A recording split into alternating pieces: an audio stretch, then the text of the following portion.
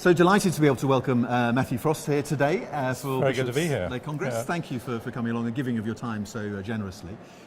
So you've come fresh off the back of the lay leadership task group, as it's been called, for the Church of England.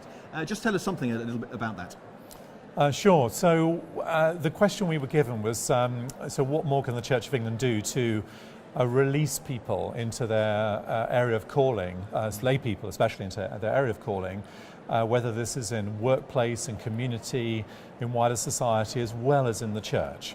And how do we do that?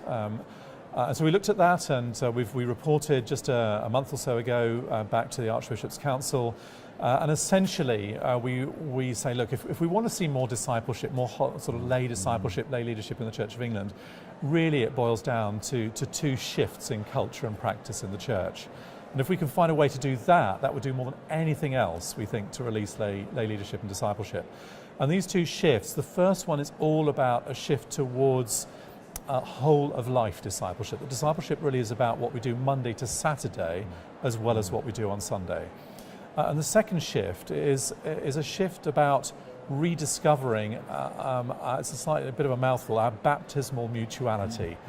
It's going back to almost recognise our primary vocation, clergy and lay alike, is our baptism as a royal priesthood, as a chosen people, the language in 1 Peter 2. And actually we almost need to elevate and remind ourselves that this defines our relationship, and that we actually are of equal worth and status as lay and clergy, that we are we have complementary roles and vocations, we're mutually accountable to one another in discipleship, and we're true partners in mission.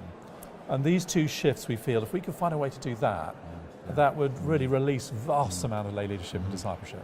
Well, I'm really excited, not least because actually using that language of discipleship and putting that right at the centre again, for me, that, as I say, really excites me. You're going to explore that just a little bit deeper, I think, with the Lay Congress as well. Do you want to say something more about that? Yeah. So one of the, again, a lot of this was born out of the interviews we did with so many people during the course of this task group. And what we found was that when we look at discipleship and when the church does discipleship, typically we focus very heavily on intimacy with God, which is absolutely the place to start.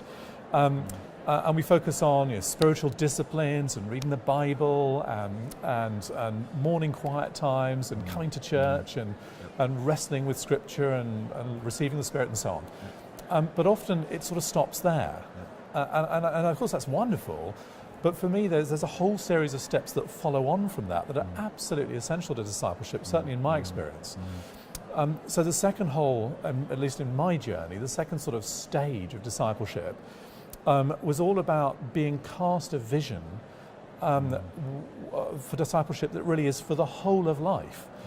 Not just for what I do on Sunday and in my inner life, but what I do Monday to Saturday in my public life. The third step for me was going deeper and actually saying, well, if that's the broad vision, what about my specific calling? Is calling only for ordained people, or actually is the idea of calling and vocation for every one of us? And if so, what is it?